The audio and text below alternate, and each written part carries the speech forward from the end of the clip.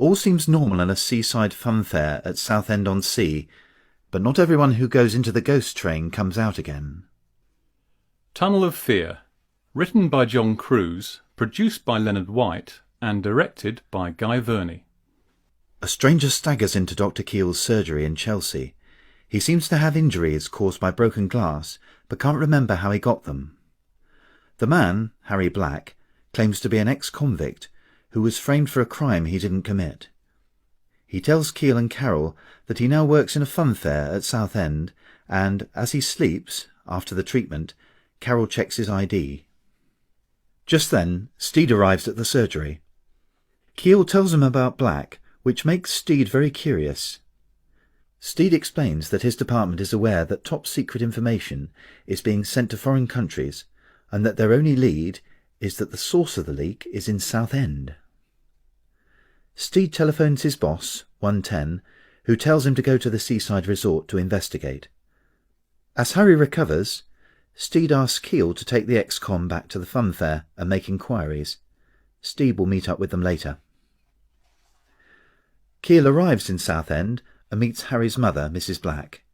She confirms her son's claim that he was framed for the crime for which he was imprisoned. Keel agrees and says he believes Harry has been hypnotised recently, maybe as part of the frame-up.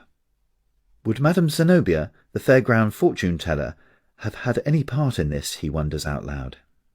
Mrs. Black isn't sure, but thinks it might be wise for Harry to stay with his girlfriend, Claire, on her boat. As they talk, Keel hears a familiar voice announcing the next show. He looks up and finds Steed working the crowd, dressed as a funfair barker, complete with robe and turban. Steed suspects the leaks are coming from within the funfair, and, to aid his investigations, he's managed to wangle himself a job working with the belly dancers. Steed encourages Keel to snoop around, and Keel, after consulting with Harry, overhears by chance a suspicious conversation taking place in one of the tents. Among those involved in the discussion is Maxie Lardner, Harry's colleague. He also hears the voice of Jack Wickram, the boss of the funfair, and, with the third conspirator, the men appear to be discussing some kind of telephone tapping machine. Keel gets Harry to Harry's girlfriend Claire on her boat. He and Claire try to persuade Harry to stay on board for his own safety. Meanwhile, Steed has also been talking to Mrs. Black and calls 110 to update the department on his progress, which has been slow, as Steed does not want to break his cover. 110 reminds Steed that they don't have much time, so Steed goes off to do his own snooping. Meanwhile, Harry has persuaded Keel to take him back to the fairground, and, avoiding one of Wickram's henchmen, they break into the boss's office. At the same time, Wickram and his cohorts have tracked Harry Black to Claire's boat. When they realise that Harry is not on board, they elect to take Claire as a hostage. Inside Wickram's office, Keel and Harry find some records of the secret information.